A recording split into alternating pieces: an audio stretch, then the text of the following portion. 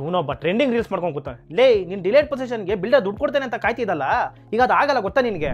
S, ನೀವು ಕೇಳಿದ್ದು ನಿಜಾನೇ. 2012ರಲ್ಲಿ ಒಬ್ಬ ಹೋಮ್ ಬಯರ್ 10% ಡೌನ್ ಪೇಮೆಂಟ್ ಮಾಡಿ ಒಂದು ಫ್ಲಾಟ್ನ ಬುಕ್ ಮಾಡಿದ್ದ. ಆ ಬಿಲ್ಡರ್ ಬಂದು 2015ರಲ್ಲಿ ಹ್ಯಾಂಡ್ ಓವರ್ ಮಾಡ್ತೀನಿ ಅಂತ ಪ್ರಾಮಿಸ್ ಮಾಡಿದ. ಬಟ್ ಆ ಟೈಮಲ್ಲಿ ಅದು ಡೆಲಿವರ್ ಮಾಡೋಕ್ಕಾಗಲಿಲ್ಲ. ಸೊ ಅದಕ್ಕೆ ಬಿಲ್ಡರ್ ಬಂದು 8% ಇಂಟ್ರೆಸ್ಟ್ ಜೊತೆಗೆ ಅಮೌಂಟ್ನ ರೀಫಂಡ್ ಮಾಡಿದ್ದ. ಕನ್ಸ್ಯೂಮರ್ ಕೋರ್ಟ್ ಅಂಡ್ NCDRC ಅವರು ಹೇಳಿದ್ದೇನಪ್ಪ ಅಂತಂದ್ರೆ, ಬಿಲ್ಡರ್ಗೆ ಹೋಮ್ ಲೋನ್ ಇಂಟ್ರೆಸ್ಟ್ ಅಲ್ಲದೆ ಅದ್ರ ಜೊತೆಗೆ ಅಡಿಷನಲ್ 8% ಇಂಟ್ರೆಸ್ಟ್ ನ ಬೈಯರ್ಗೆ ನೀಡಬೇಕು ಅಂತ. ಅಂಡ್ ಅದ್ರ ಜೊತೆಗೆ ಅಡಿಷನಲ್ 60,000 ಮೆಂಟಲ್ ಹರಾಸ್ಮೆಂಟ್ಗೆ ಅಂಡ್ 30,000 ಲಿಟಿಗೇಷನ್ಗೆ ಅಂತ ಜಜ್ಮೆಂಟ್ ಆಯ್ತು. ಆದ್ರೆ ಇಲ್ಲಿ ಇನ್ನೂ ಒಂದು ಟ್ವಿಸ್ಟ್ ಇದೆ. ಬಿಲ್ಡರ್ ಈ ಕೇಸ್ನ ಸುಪ್ರೀಂ ಕೋರ್ಟ್ಗೆ ತಗೊಂಡು ಹೋಗ್ತಾನೆ. ಅಲ್ಲಿ 4 ಜೂನ್ 2025ಕ್ಕೆ ಸುಪ್ರೀಂ ಕೋರ್ಟ್ ಈ ರೂಲಿಂಗ್ ನ ರಿವರ್ಸ್ ಮಾಡ್ತಾರೆ. ಅದೇನಪ್ಪ ಅಂತಂದ್ರೆ, ಬೈಯರ್ನ ಪರ್ಸನಲ್ ಹೋಮ್ ಲೋನ್ಗೆ ಬಿಲ್ಡರು ಲೇಬಲ್ ಅಲ್ಲ ಅಂಡ್ ಬರೀ refund and agreed interest rate ನ ವಾಪಸ್ ನೀಡಬೇಕು ಅಂತ ವರ್ಡಿಕ್ಟ್ ನೀಡುತ್ತೆ. ಈ ಜಡ್ಮೆಂಟ್ ಬಗ್ಗೆ ನಿಮ್ಮ ಅಭಿಪ್ರಾಯ ಏನು ಅಂತ ನಮಗೆ ಕಮೆಂಟ್ ಅಲ್ಲಿ ತಿಳಿಸಿ. ಹಾಗೆ ನಮ್ಮ ಗ್ರೋ ಕನ್ನಡನ ಫಾಲೋ ಮಾಡಿ.